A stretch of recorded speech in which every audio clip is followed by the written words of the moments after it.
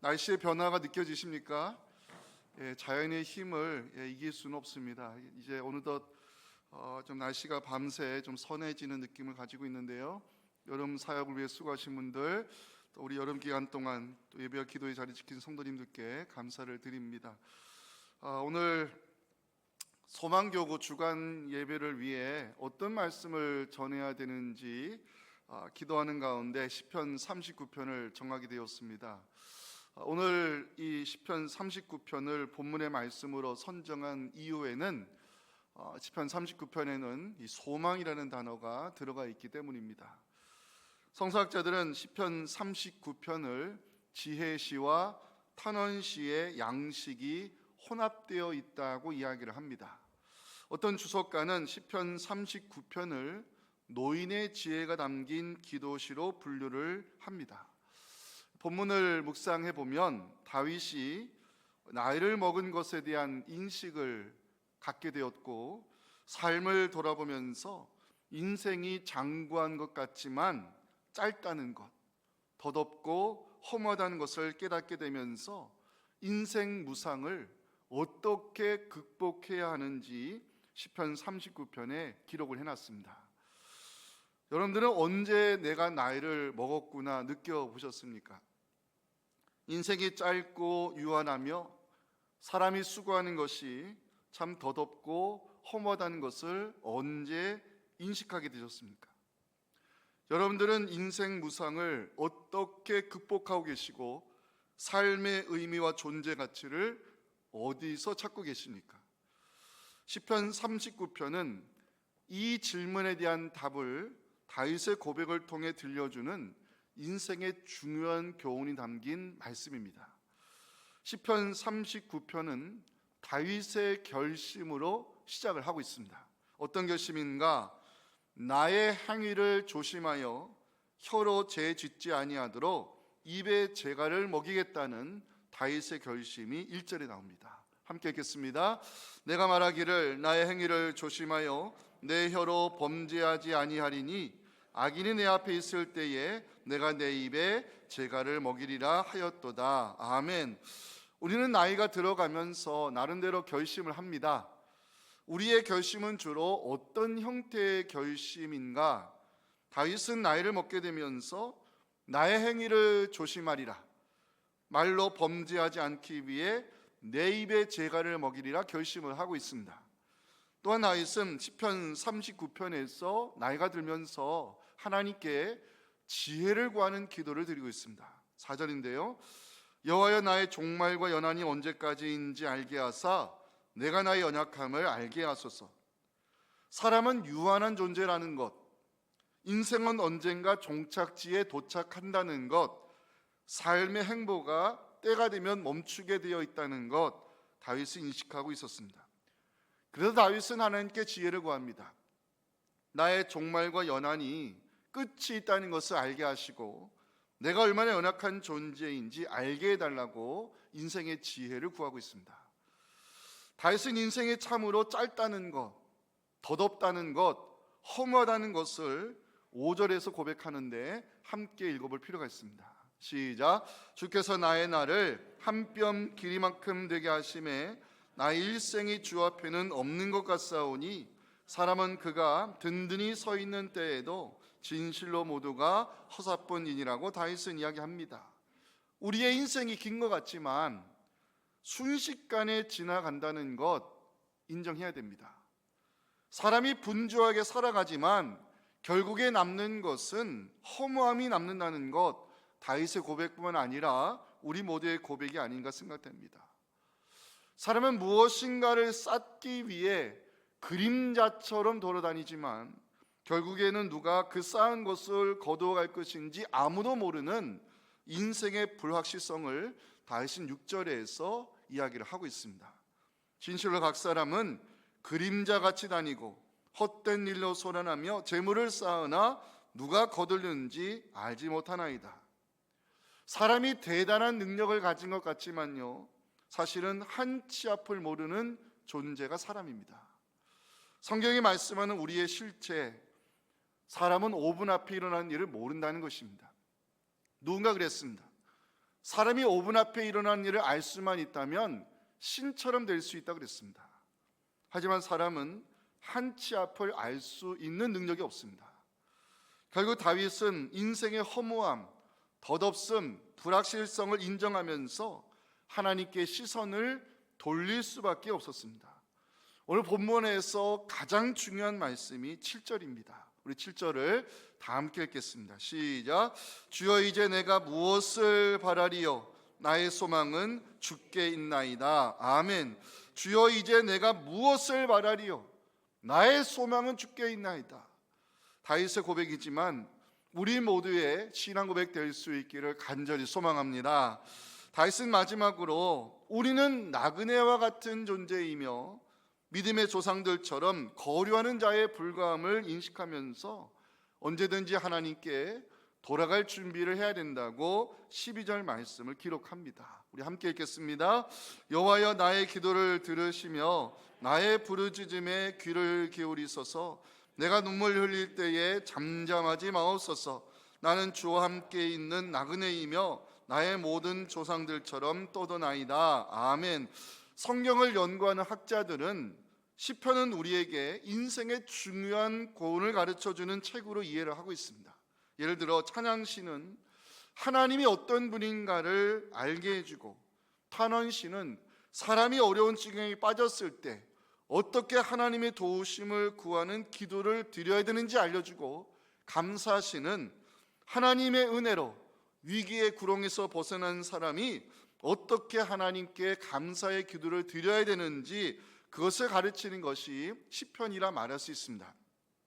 시편 39편은 다윗이 나이가 들는 것을 인식하면서 그 나이가 든 상태에서 무엇을 결심했는지, 인생의 허무함과 덧없음을 어떻게 극복하게 되었는지 우리에게 귀한 메시지를 들려주고 있습니다. 오늘 소망교구 주간 예배를 함께 드리는 날인데요, 나의 소망은 주께 있나이다. 이 중요한 제목을 가지고 함께 말씀의 은혜를 나누기 원합니다. 첫째 메시지 다 함께 읽겠습니다. 시작. 성도의 인생을 살아가는 우리는 행위와 말을 조심해야 된다고 다윗은 첫 번째 메시지를 전합니다. 아까 말씀드렸지만 시편 39편은 다윗의 결심으로 시작을 하고 있습니다. 다윗은 나이가 드는 것을 인식하면서 결심하기를 나의 행위를 조심하리라, 내 입에 재갈을 먹이리라 결심을 했습니다. 1절 보실까요? 내가 말하기를 나의 행위를 조심하여 내 혀로 범죄하지 아니하리니 악인이 내 앞에 있을 때에 내가 내 입에 재갈을 먹이리라 하였도다. 다윗의 결심을 보면서 우리의 결심이 되어야 됨을 알게 되었습니다. 다윗은 나의 행위를 조심하리라 기록하고 있는데요, 이 조심하다는 단어가 히브리어로 절제하다는 의미입니다. 다윗은 첫 번째 결심으로 행위에 대한 절제를 강조하고 있습니다. 성도의 인생을 살아가는 우리는 왜 행위에 대한 절제를 결심해야 되는가? 우리의 행위가 하나님의 거룩하신 이름과 관련이 있기 때문에 그렇습니다. 다윗은 언제나 하나님을 인식하고 살았던 믿음의 사람입니다. 다윗이 골리앗과 싸울 때 어떻게 싸웠죠? 하나님의 이름을 걸고 싸웠음을 사무엘상 17장 45절은 증거하는데, 읽을 때마다 감동을 주는 말씀입니다. 함께 읽겠습니다. 다윗이 블레 사람에게 이르되 너는 칼과 창과 단창으로 내게 나오거니와 나는 만군의 여호와의 이름 곧 네가 모욕하는 이스라엘 군대의 하나님의 이름으로 내게 나아가노라. 아멘. 다윗이 나의 행위를 조심하리라, 이것을 인생의 결심으로 삼게 된 이유가 있습니다. 성도의 인생을 살아가는 우리의 행위는 하나님의 이름과 관계 있다는 것을 성경이 우리에게 가르치고 있습니다. 이에 대해 사도 바울도 성도의 행위가 얼마나 중요한지 골로새서 3장 17절, 고린도전서 10장 31절에 기록을 해놨습니다. 또 무엇을 하든지 말이나 일이나 다 주 예수의 이름으로 하고 그를 힘입어 하나님 아버지께 감사하라. 그러니 너희가 먹든지 마시든지 무엇을 하든지 다 하나님의 영광을 위하여 하라고 성경은 말씀합니다. 사랑하는 성도 여러분, 말이나 일이나 무엇을 하든지 무엇을 먹고 마시든지 우리의 행위가 하나님의 영광, 예수 그리스도의 이름과 관계가 있다는 것을 명심하시기 바랍니다. 그래서 성경은요, 성령의 9가지 열매 중 마지막으로 절제를 말씀하고 있습니다. 나의 행위를 어떻게 조심할 수 있을까요? 절제를 통해 가능할 수 있다는 것입니다. 무엇을 하든지 주 예수의 이름으로 하기 위해서는요, 우리의 행위에 절제가 필요합니다. 무엇을 하든지 하나님의 영광을 드러내기 위해서는 우리의 행위에 절제가 있어야 한다는 것입니다. 우리 안에 내주하시는 성령의 도우심으로 행위의 절제를 통해서 예수님의 이름이 존귀함을 받으시고 하나님의 영광이 우리 삶에 드러나기를 간절히 소망합니다. 다윗이 결심한 두 번째는요, 내 입에 재갈을 먹이리라고 1절 마지막에서 선언을 하고 있습니다. 입에 재갈을 먹이는 이유는 혀로 범죄하지 않기 위해서입니다. 다윗은 사람의 혀가 얼마나 죄를 짓게 만드는 온상인지 알고 있는 사람입니다. 다윗의 고백 가운데 입으로 범죄하지 않겠다는 결심이 시편 17편 3절에 기록이 되어 있습니다. 주께서 내 마음을 시험하시고 밤에 내게 오시어서 나를 감찰하셨으나 흠을 찾지 못하셨사오니 내가 결심하고 입으로 범죄하지 아니하리이다. 우리가 말로써 범죄하지 않기 위해 필요한 것이 있는데 재갈입니다. 근데 여러분들, 내 입에 재갈을 먹이는 것이 쉬운 일입니까? 결코 쉬운 일이 아니면 우리는 경험을 통해 알고 있습니다. 그럼에도 다윗은 말로 죄 짓지 않기 위해 하나님께 기도를 하고 있는데요, 우리 모두의 기도 제목이 되어야 될 중요한 말씀입니다. 시편 141편 3절도 역시 다윗이 지은 기도시에 들어있는 중요한 말씀입니다. 함께 읽겠습니다. 여호와여, 내 입에 파수꾼을 세우시고 내 입술의 문을 지키소서. 아멘. 왜 우리는 입에 파수꾼을 세우고 재갈을 물려야 될까 고민해 보았습니다. 세 가지 이유를 깨닫게 되었습니다. 첫 번째 이유, 우리는 말로써 은혜를 쏟아내기 때문입니다. 받은 은혜가 중요한 것이 아니라 은혜를 간직하는 것이 중요하다고 제가 설교 시간에 몇 번 말씀드린 적이 있습니다.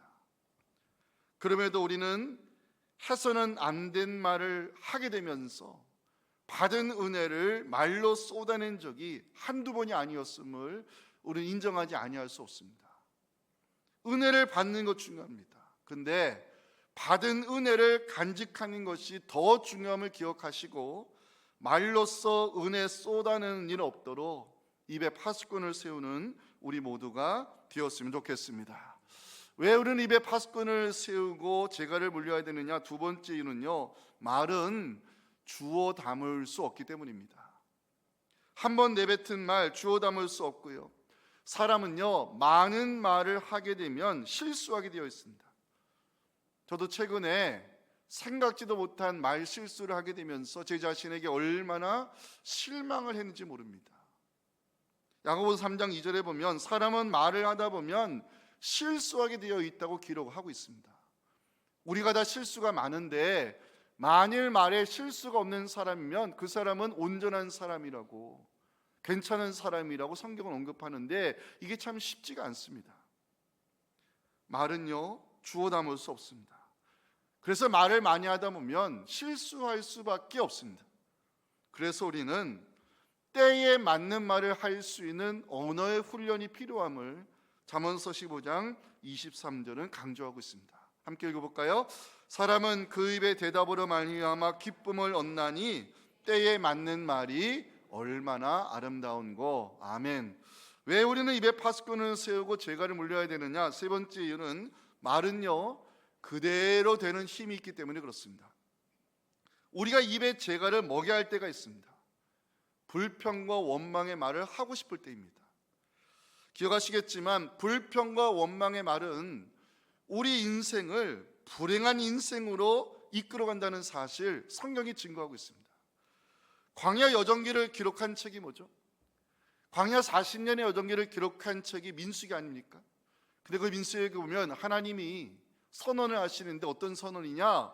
너희 말이 내 귀에 들린 대로 내가 행하겠다고 하나님이 선언하는 장면이 나옵니다. 이게 무서운 장면이에요. 민수기 14장 27절 8절 보시면 나를 원망하는 이 악한 회중에게 내가 어느 때까지 참으랴. 이스라엘 자손이 나를 향하여 원망하는 바 그 원망하는 말을 내가 들었노라. 그들에게 이르기를 여호와의 말씀에 내 삶을 두고 맹세하노라. 너희 말이 내 귀에 들린 대로 내가 너희에게 행하리니. 하나님은 광야의 불편함을 참지 못하고 원망하는 이스라엘 백성의 말을 들으셨고요, 그 말이 내 귀에 들린 대로 행하겠다고 선포했습니다. 그 결과가 광야 40년의 방황기입니다. 민수기 14장 34절 보시면 너희는 그 땅을 정탐한 날 수인 40일의 하루를 1년으로 쳐서 그 40년간 너희의 죄악을 담당할지니 너는 그제서야 내가 싫어하면 어떻게 되는지를 알게 될 것이라고 하나님 말씀했습니다. 하나님이 싫어하시는 말이 있죠. 1번 원망과 불평의 말입니다. 2번 수군수군대는 말입니다. 3번 남을 깎아내리는 말입니다. 문제는 하나님은 우리가 하는 말을 다 듣고 계시고요, 우리가 말한 대로 그대로 되게 하신다는 사실, 성경이 강조하는 진리입니다. 우리가 말로 죄 짓지 않기 위해서 때로 입에 죄가를 먹여야 되는 이유가 있습니다. 마태복음 12장 36절 37절 말에 대한 말씀인데 중요한 의미를 담고 있습니다. 함께 읽겠습니다. 내가 너희에게 이르노니 사람이 무슨 무익한 말을 하든지 내 말로 의롭다함을 받고 내 말로 정죄함을 받으리라. 아멘. 성도의 인생을 살아가는 우리가 해야 할 말이 있습니다. 천국의 언어입니다. 저를 따라하시면 좋겠습니다. 사랑합니다. 축복합니다. 감사합니다. 천국의 언어입니다. 옆에 있는 분들에게 한번 인사합시다. 사랑합니다. 축복합니다. 감사합니다. 한번 인사하겠습니다. 예. 사랑합니다. 축복합니다. 감사합니다. 사랑하는 성도 여러분, 인생을 살아가는 우리는 세상 사람들과 다른 길을 걷고 있는 성도 아닙니까? 성도의 인생을 살아가는 우리는 행위와 말을 조심해야 됨을 기억하시고 우리의 언행이 예수님의 이름을 존귀하게 하며 무엇을 하든지 하나님의 영광을 드러내는 우리 모두가 될 수 있기를 주님의 이름으로 축원합니다. 마지막 메시지 오늘 설교의 결론입니다. 함께 읽겠습니다. 인생의 허무함은 하나님에게 시선을 돌릴 때 극복할 수 있습니다. 다윗은 시편 39편에서 하나님에게 지혜를 구하는 기도를 드리고 있는데 4절입니다.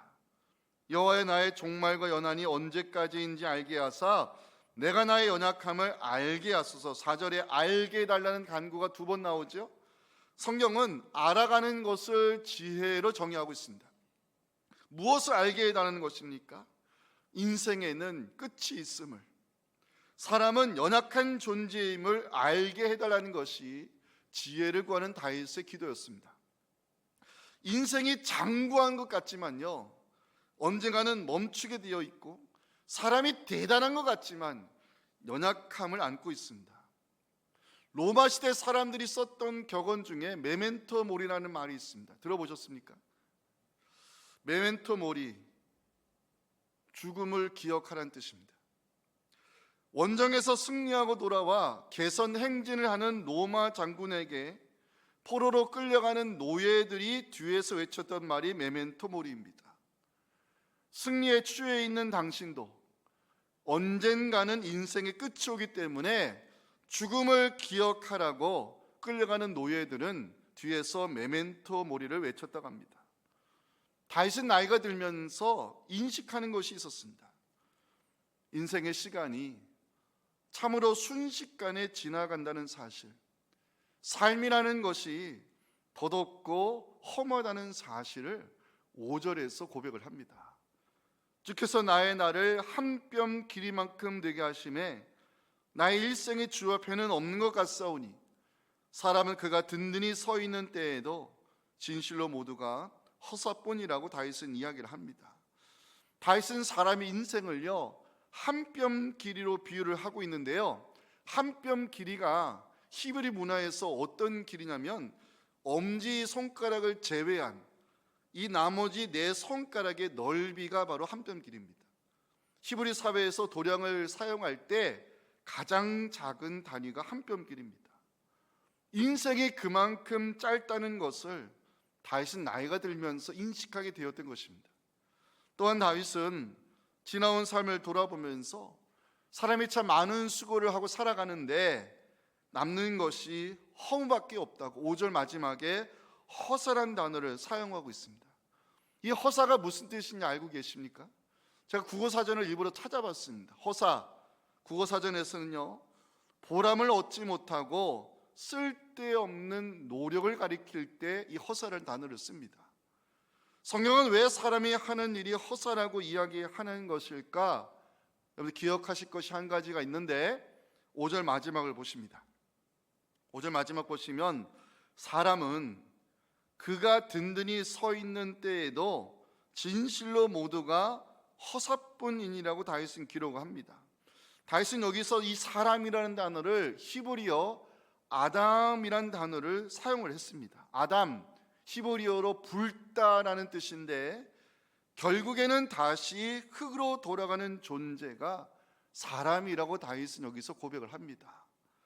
사람이 아무리 대단한 업적을 쌓고 놀라운 일을 하였어도 결국에는 모든 것을 내려놓고 흙으로 돌아가는 존재가 인간이라는 것입니다.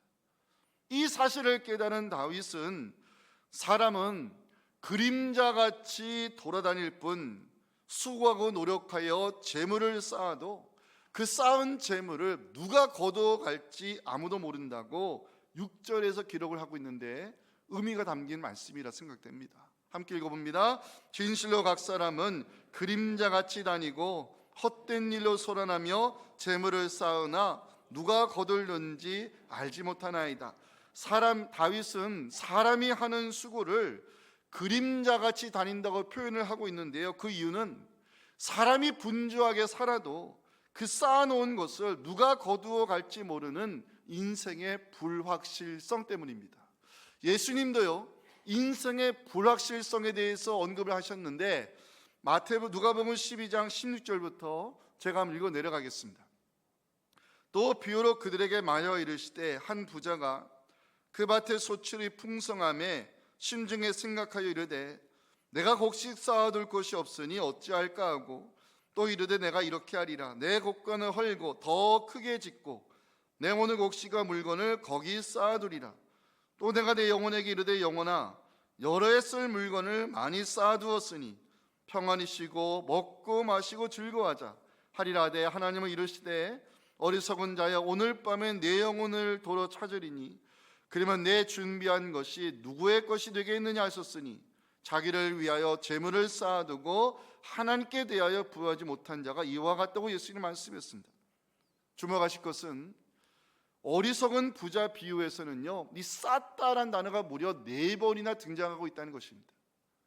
자기를 위해서 재물을 쌓는 행위, 사람들이 그림자같이 하는 수고입니다. 문제는 그 노력하고 수고해서 쌓아둔 것을 누가 거둘는지 아무도 모른다는 것입니다. 이것이 인생의 불확실성입니다. 다윗은 인생의 짧음, 덧없음, 허무함을 깨닫게 되면서 시선을 하나님에게 돌리기 시작합니다. 제가 아까 7절이 가장 중요한 말씀이라고 언급을 했죠. 우리 한번 읽겠습니다. 시작. 주여 이제 내가 무엇을 바라리요? 나의 소망은 주께 있나. 이 말씀 계속 띄워놔 주세요. 저는 이 말씀을 묵상하면서 어떻게 하면 인생 무상을 극복할 수 있는가 답을 찾게 되었습니다. 자, 첫째, 인식 전환이 필요하다는 것입니다. 인식 전환. 이제 내가 무엇을 바라리요? 주여 이제 내가 무엇을 바라리요? 이 구절에는요, 세상에는 우리가 바라고 소망할 것이 전혀 없다는 것을 다윗이 우리에게 전하고 있습니다. 인생의 허무함, 덧없음을 극복하기 위해서는 먼저 정확한 인식이 필요합니다. 세상에서 사람이 하는 일은 그림자 같은 수고이며 아무리 많은 것을 쌓는다 해도 그 수고하고 쌓은 것을 누가 거둘 것인지 알지 못하는 인생은 불확실하다는 것을 인식해야 됩니다. 그 다음으로 필요한 것은 전환입니다. 허무하고 덧없는 세상에서 우리의 시선을 돌려 하나님을 향하게 될 때 다윗은 인생의 허물을 극복할 수 있다고, 그리고 삶의 의미와 존재 가치를 찾을 수 있다고 7절 마지막에서 이 말씀을 성경에 기록해 놨습니다. 나의 소망은 주께 있나이다. 나의 소망은 주께 있나이다. 성서학자들은 나의 소망이 주께 있다는 이 말씀을 하나님이 우리 삶의 목적이 될 때 인생의 허무함을 극복할 수 있다고 해석을 합니다. 저는 7절 말씀을 깊이 묵상하게 되었습니다. 그리고 질문을 던져보았습니다. 세상에는 우리가 바라고 소망할 것이 없다는 것을 알고 있는가? 우리의 소망이 오직 하나님에게 있음을 알고 있는가? 하나님 우리 인생의 목적이 될 때 삶의 의미와 존재 가치를 발견할 수 있다는 것을 알고 있는가? 한 주석가가 시편 39편을 해석하면서 인생의 의미는 하나님과의 관계 안에서 발견해야 됨을 쓰신 글을 제가 읽게 되었습니다. 나이가 들수록 세상과 멀어지고 하나님과 친밀해져야 됩니다. 신앙의 연륜이 깊어갈수록 세상의 것을 쌓아두는 사람이 아니라 하나님 앞에 믿음에 부요한 자가 되어야 한다는 것입니다. 세상에는 우리가 바라고 소망할 것이 없음을 깨닫고 나의 소망이 오직 주께 있음을 고백하던 믿음으로 살아가는 우리에게 하나님 나라를 유업으로 안겨주시기를 간절히 소망합니다. 어떻게 하면 우리는 인생의 허무함을 극복할 수 있을까? 두 번째, 언제든지 돌아갈 준비를 해야 한다는 것입니다. 인생의 허무와 덧없음을 극복하기 위해 다윗은 시선을 하나님에게 돌리고 하나님과의 관계 안에서 인생의 가치와 소망을 발견하라고 우리에게 권면합니다. 다윗은 마지막으로요, 성도의 인생은 나그네와 같으며 거류하는 자임을 12절에서 고백하고 있는데 함께 읽겠습니다. 시작. 여호와여 나의 기도를 들으시며 나의 부르짖음에 귀를 기울이소서. 내가 눈물 흘릴 때에 잠잠하지 마옵소서. 나는 주와 함께 있는 나그네이며 나의 모든 조상들처럼 떠도나이다. 나그네 히브리어로 게르라고 하는데요, 잠시 거하는 자를 게르라고 합니다. 잠시 거하는 자. 다윗은 역대상 29장 15절에서 우리는 나그네와 거류민들이라고 다윗이 고백한 적이 있습니다. 오늘 우리 조상들과 같이 주님 앞에서 이방 나그네와 거류민들이라 세상에 있는 날이 그림자 같아서 희망이 없나이다. 우리는 나그네와 같은 게르 인생을 살고 있음을 잊어서는 안 됩니다. 이 세상이 우리가 영원토록 살아야 될 본향이 아니라는 것입니다. 나그네 게르 인생은요, 돌아갈 본향이 있기 때문에 언제든지 떠날 준비를 해야 하는 것입니다. 세상에 미련을 두어서는 안 되는 것입니다. 세상의 것에 집착을 해서도 안 되는 것입니다. 좀 더 잘 살아보겠다고, 좀 더 길게 살아보겠다고 애쓰는 것이 그림자 같은 수고일 뿐 우리는 나그네임을 기억해야 한다는 것입니다. 히브리서 기자는 믿음장을 기록하면서요, 믿음의 선진들이 나그네와 같은 게르 인생을 살았다고 히브리서 11장 13절 14절의 성경은 증언하고 있습니다. 이 사람들은 다 믿음을 따라 죽었으며 약속을 받지 못하였으되 그것들을 멀리서 보고 환영하며 또 땅에서는 외국인과 나그네임을 증언하였으니 그들이 같이 말하는 것은 자기들이 본향 찾는 자임을 나타냅니다. 아멘. 믿음의 선진들이 나그네와 같이 세상에 미련을 두지 않은 이유는요, 더 나은 본향을 사모했기 때문입니다. 우리 모두는 게르 인생이고 본향으로 돌아가야 될 하나님 나라 백성입니다. 하나님 부르시면 언제든지 돌아갈 준비를 해야 됨을 기억하시고 더 나은 본향에서 하나님과 영원토록 행복한 예배자로 살기를 소망하면서 주님의 이름으로 우리 히브리서 11장 16절을 우리 믿음의 고백으로 함께 읽겠습니다. 시작. 그들이 이제는 더 나은 본향을 사모하니 곧 하늘에 있는 것이라. 이러므로 하나님이 그들의 하나님이라 일컬음 받으심을 부끄러워하지 아니하시고 그들을 위하여 한 성을 예비하셨느니라. 아멘.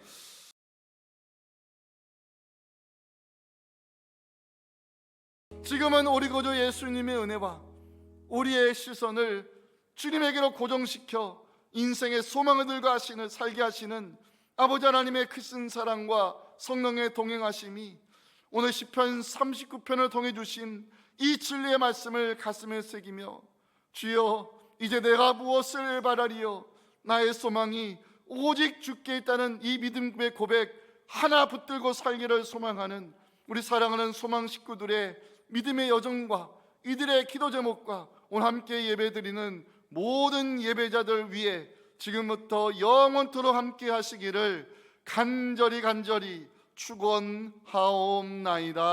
아멘.